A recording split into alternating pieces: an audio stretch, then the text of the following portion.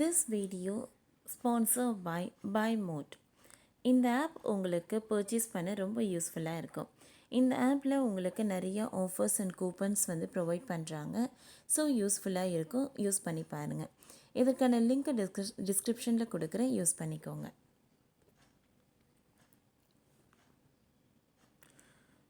வட கொரியாவுக்கும் தென் கொரியாவுக்கும் இடையே பல காலங்களாக மோதல் போக்கு நிலவி வருகிறது. இதற்கிடையே தென்கொரியாவை குறிவைத்த வடகொரியா மிக வினோதமான ஒரு தாக்குதலை முன்னெடுத்துள்ளது. இராணுவ ஏவுகணை உள்ளிட்டவை ஏதும் இல்லாமல் வடகொரியா நடத்தும் இந்த உளவியல் தாக்குதலில் தென்கொரியா எல்லையோர கிராமம் கடுமையாக பாதிக்கப்பட்டுள்ளது. கொரியா தீர்க்கற்பத்தில் உள்ள தென்கொரியா வடகொரியா ஆகிய இரு நாடுகளுக்கும் இடையே தொடர்ந்து மோதல் போக்கு நிலவி வருகிறது. இந்த மோதல் போக்கு இப்போது தொடங்கியது இல்லை, பல காலங்களாகவே நீடித்து வருகிறது. ஆனால் இரு கொரிய நாடுகளின் எல்லைகள் பதற்றமாக இருக்கும். அவ்வப்போது எல்லை தாண்டி தாக்குதல்களும் நடக்கும். இதற்கிடையே தென்கொரியாவில் வினோதமான தாக்குதலை வடகொரியா நடத்தி வருகிறது. தென்கொரியா எல்லையில் அமானுஷ்யமான வினோதமான ஒலிகளை இப்போது வடகொரியா ஒளியெழுப்பி வருகிறது.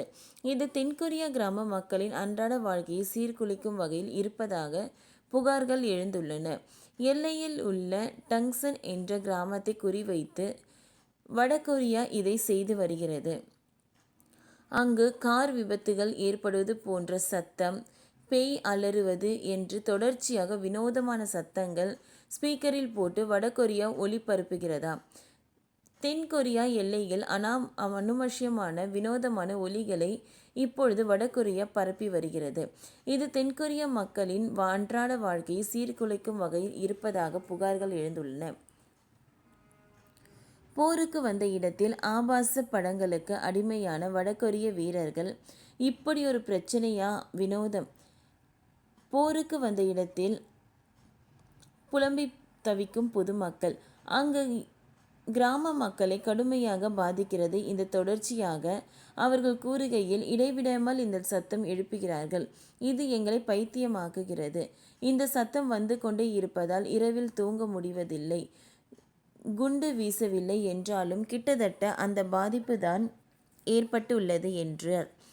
கடந்த ஜூலை மாதம் முதலே அவர்கள் இதை செய்து வருகிறார்கள்.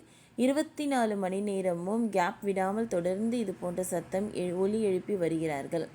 உலோகங்கள் ஒன்றுடன் ஒன்று மோதுவது, ஓநாய்கள் ஊளையிடுவது, பீரங்கி தாக்குதல் என்ற உளவியல் ரீதியாக பாதிப்பை ஏற்படுத்தும் சத்தங்களை வடகொரியா தொடர்ந்து ஸ்பீக்கரில் பிளே செய்து வருகிறது.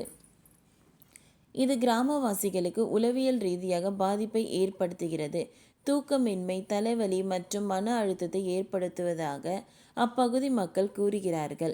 அப்பகுதி மக்கள் மேலும் கூறுகையில் பல மாதங்களாகவே தொடர்ந்து இதை செய்து வருகிறார்கள். முன்பாவது மனித ஒலிகளை தான் எழுப்பினார்கள்.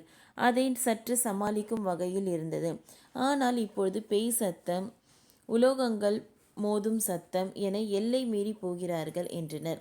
இரு நாடுகளுக்கும் இடையே அமைதியை ஏற்படுத்தும் வகையில் அமெரிக்கா பேச்சுவார்த்தைக்கு உதவியது.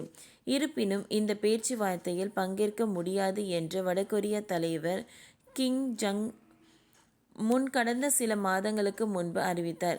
இதைத் தொடர்ந்து எல்லையில் பதற்றம் அதிகரித்தது. ஓகே ஃப்ரெண்ட்ஸ், இந்த வீடியோ உங்களுக்கு யூஸ்ஃபுல்லாக இருந்ததுன்னா லைக் பண்ணுங்கள், ஷேர் பண்ணுங்கள், சப்ஸ்கிரைப் பண்ணுங்கள். தேங்க்யூ.